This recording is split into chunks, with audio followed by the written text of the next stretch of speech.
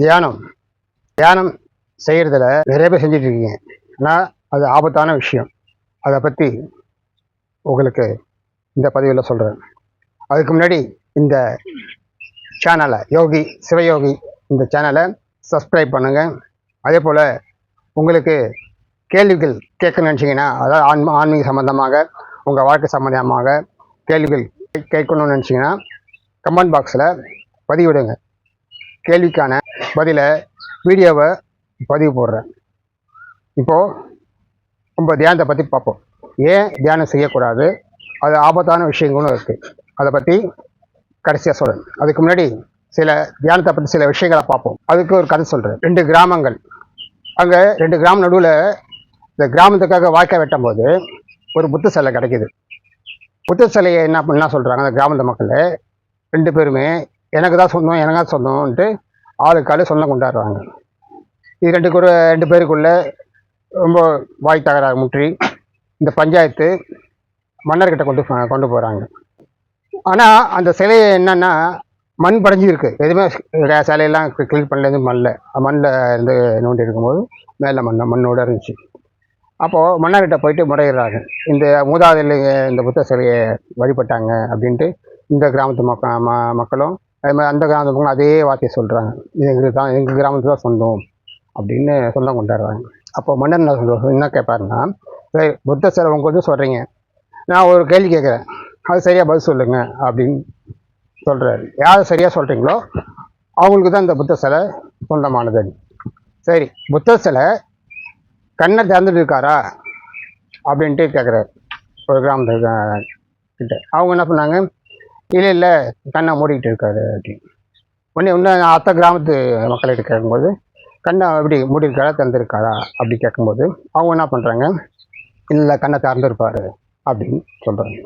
அப்போ மன்னர் என்ன சொல்கிறாங்கன்னா, இந்த புத்தர் சிலை 2 பேருக்குமே கிடையாது, இது அரசபைக்கு சொந்தமானது, அதனால் இந்த சிலை உங்களுக்கு கிடையாது அப்படின்னு சொல்கிறாரு. மக்கள் காரணம் ஏன் கேட்கும்போது, புத்தர் தியான ரூபத்தில் தான் இருப்பார். அப்போது தியான ரூபத்தில் இருக்கிறவங்களுக்கு கண்ணு மூடி இருக்காது, திறந்து இருக்காது. அதாவது விழிகள் கொஞ்சம் கால்வாசி திறந்துருக்கும். நீ சிவன் சில ரூபத்தில் கூட பார்க்கலாம், அப்படி திறந்துருக்கும். இதுதான் தியான ரூபத்தில் இருப்பாங்க. தியான ரூபத்தில் இருக்கும்போது கண்கள் அப்படி தான் திறந்துருக்கும். இதை புரிஞ்சுக்கிங்க இந்த கதையை வச்சு. அப்போ தியானம் பண்ணும்போது கண்கள் திறந்துருக்கணுமா மூடி இருக்கணுமா அப்படின்னு தெரிஞ்சுக்கிங்க. அது கண்கள் கால்வாசியாக திறந்துருக்கும், விழிகள்லாம் மேல் நோக்கி இருக்கும். இதுதான் சிவனுக்கும் சரி புத்தருக்கும் சரி அந்த மாதிரி தான் தியான ரூபத்தில் இருக்கும்போது அந்த மாதிரி இருக்கும். மனிதனுக்கு 4 நிலை தான் மாறி மாறி வாழ்ந்துட்டு இருக்கோம். அதாவது கனவு, உறக்கம், விழிப்பு, கற்பனை. இந்த கனவுன்றது தூங்கும்போது ஏதோ நடக்கிற மாதிரி ஏதோ செய்கிற மாதிரிலாம் இருக்கும். கூட அந்த கனவை பற்றி சில பேர் பேசுவாங்க. இது தூங்கும்போது வர்றது கனவு நிலை. விழிப்புன்றது நீங்கள் செயல்புரிகிறீங்கள, படிக்கிறது, போகிறது, நடக்கிறது, வண்டி ஓட்டுறது, மற்றவர்கிட்ட பேசுறது, வாழ்க்கை வாழறது எல்லாமே விழிப்பு நிலை. கற்பனை நிலை என்னென்னா, நீங்கள் ஒரு பிரயாணம் பண்ணுறீங்க, கார்லேயோ பைக்லேயோ பண்ணும்போது ஏதோ யோசிச்சிட்டே இருப்பீங்க, உங்களுக்குள்ளே ஏதோ ஓடிக்கிட்டே இருக்கும். அதே மாதிரி சரியாக படிக்காத ஸ்டூடெண்ட்டில் என்னென்னா, வாதிர மட்டும் கிளாஸ் பார்த்துட்டு இருப்பார், இவமான வேறு ஏதோ நினச்சிட்டே இருப்பான். ஆனால் பார்வை ஃபுல்லாக போர்டு மேலே இருக்கும், ஆனால் சிந்தனை பாடத்து மேலே இருக்காது. கற்பனை பண்ணிகிட்டே இருப்பாங்க. நம்ம தனியாக போய் உட்காந்துருக்கும் போது அதேமாதிரி கற்பனை ஓடிக்கிட்டே இருக்கும். கற்பனை உலகத்தில் வாழற தன்மை இது கற்பனை. அடுத்தது உறக்கம். இந்த உறக்கம்ன்றது ஆழ்நிலை உறக்கம். நடுநிசையில் பார்த்தீங்கன்னா இந்த ஆழ்நிலை ஒரு உறக்கம் வரும். அப்போ அந்த கனவு இருக்காது, அதான் உறக்க நிலை. இப்போது 4 நிலையில் தான் மனுஷன் மாறி மாறி வாழ்ந்துட்டு இருக்கோம். இதில் இங்கிலீஷ் எப்படி சொல்லுவாங்களா, கான்சியஸ், சப்கான்ஷியஸ், அன்கான்ஷியஸ் அப்படின்னு பிரிப்பாங்க. அப்போது தியானம் பண்ணுறவங்க எந்தெந்த நிலையில் இருக்கணும் அப்படிங்கும்போது 4 மற்ற நிலையில் தான் இருக்கணும். 4 ஸ்டேஜ் இருக்கக்கூடாது. தியானம் பண்ணும்போது கனவும் காணக்கூடாது, உறக்கமாக வந்துடக்கூடாது, கற்பனையும் பண்ணக்கூடாது, விழிப்பு ஏதாவது அங்கே பார்க்கறது போகிறது நடுவில் பேசுறது, இந்த விழிப்பு நிலையும் இருக்கக்கூடாது.